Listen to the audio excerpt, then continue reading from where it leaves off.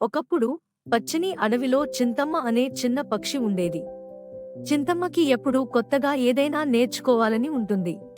ఒక్కరోజు వర్షం పడుతుండగా అన్ని జంతువులు చెట్ల క్రింద దాచుకోగా చింతమ్మ మాత్రం తడుస్తూ మేఘాలను చూసింది. అడవిలో ఉన్న బుజ్జి బల్లితోడు చెప్పాడు, మేఘాలు నీళ్లతో నిండిపోయినప్పుడు అవి భూమిపైకి వర్షాన్ని పంపిస్తాయి. ఆ మాట విని చింతమ్మ ఆనందంగా గూడు దాటి ఆకాశం వైపు ఎగిరింది. చిన్నగా అయినా మేఘాలకు దగ్గరగా వెళ్లి చూడాలనుకుంది. కాని వాన ఎక్కువగా ఉండి గాలి తాకింది. చింతమ్మ కిందకు జారిపోయింది.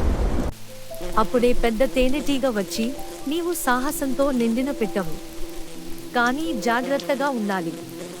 తెలుసుకోవడం మంచిదే, కానీ ధైర్యానికి జ్ఞానాన్ని జతచేయాలి అని చెప్పింది.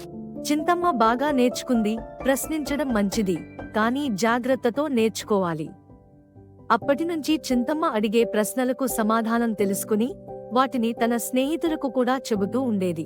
మొరల్: సాహసం మంచిదే, కానీ జ్ఞానం తోడైతే అది నిజమైన విజయం.